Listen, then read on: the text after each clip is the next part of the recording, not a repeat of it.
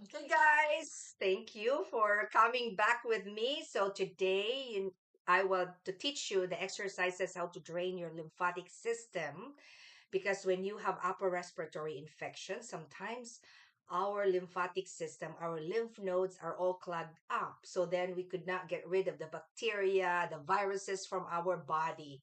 So we're going to do the exercise and to get rid of that and also make us more have energy, right?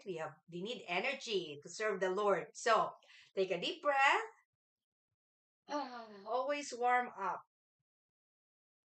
stretch, and then you stretch your back. And then if you have problem with jumping or anything like that, if you just put your arms like this 5 minutes to 10 minutes standing straight on the against the wall, you will actually already trying to drain your lymphatics and help your back pain. So 5 to 10 minutes of this. Okay.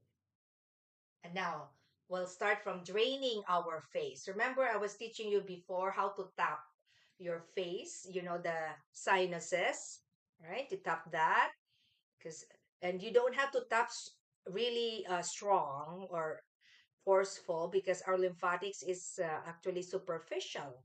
So start with that and then your maxillary sinuses in here.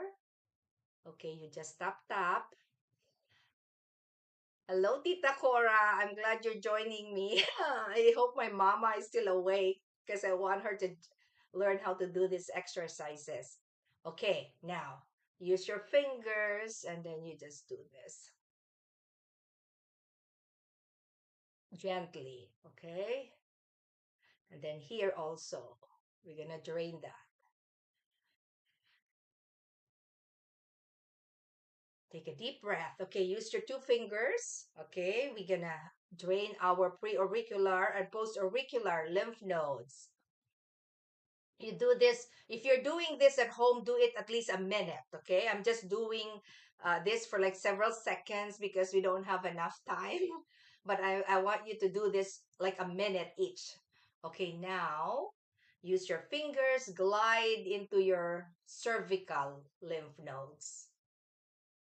Be careful that you don't you start from the mastoid, like behind your ears. From there you glide down, okay, because we don't want to massage our carotid artery. That's not a good thing. So start from the mastoid area all the way down, slide that. Now you're going to go to the base, right? Base of your neck. Okay, it's here. You could do this. When you massage, you do it like you do circular motion, okay, all the way. Supraclavicular. You could tap that. Okay, tap that for at least 30 seconds. And then we're going to go to the big lymph nodes. Okay, antecubital. You tap. Very good. When you tap like a minute each when you tap. Okay. Okay, very good. Hi, Teresa. Okay. Okay, your axilla. Tap that in circular motion. Very good. Now, this is the thing that I want you to start doing. At least you do this 3 times a week because you want to clean and get rid of the toxins in your body. Okay, good. Okay, now, umbilical area, rub that and tap that. You tap it for at least, you know, 30 seconds. And then we're going to go to the big lymph nodes again, your inguinal lymph nodes here.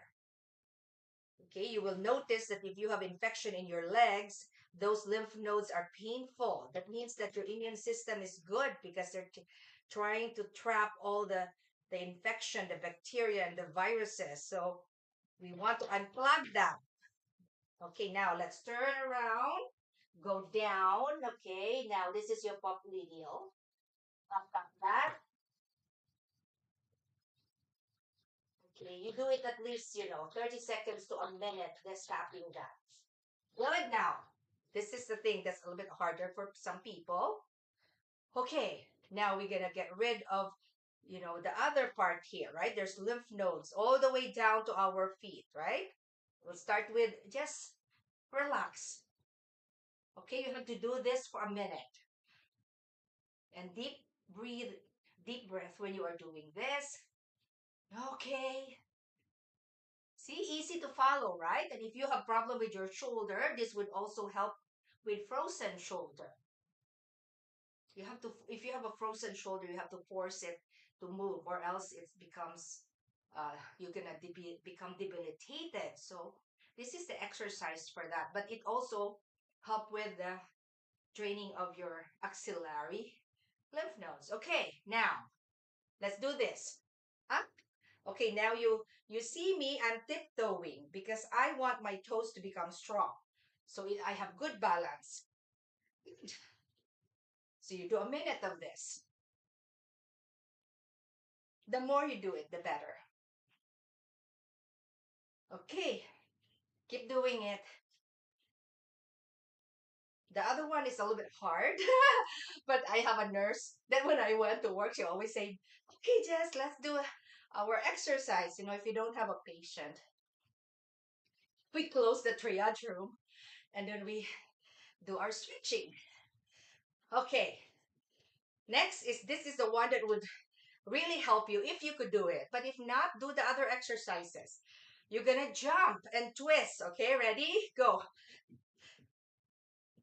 So you do a minute of this.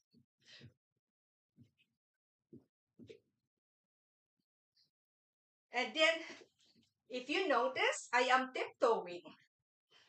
But you don't have to tiptoe. You could just do this, right? But my toes are already strong. So I'm jumping and tiptoeing. Okay, you should do at least a minute of this.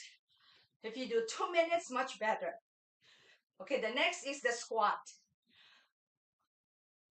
But we only do halfway. Remember when we used to squat all the way down? Now, let's just do this. See?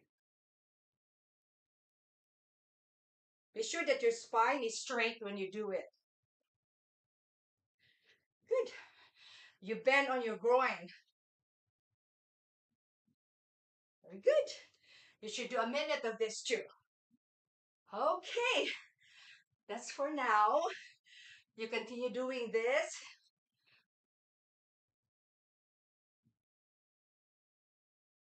Just do a minute. I'm not doing a minute with you. We're gonna try to slow down. Is that good? It increases your heart rate. The most important thing with exercise is consistency.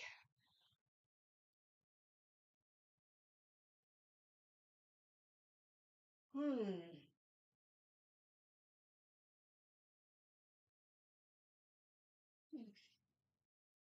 Good.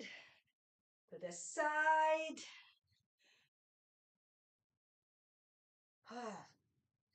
Let's work on our neck.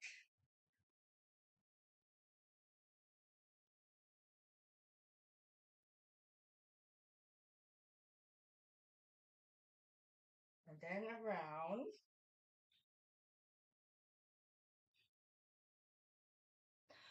Whew. Thank you, everyone. Have a good exercise. Hi, Teresita. Thank you for joining us. I'll see you guys tomorrow. God bless.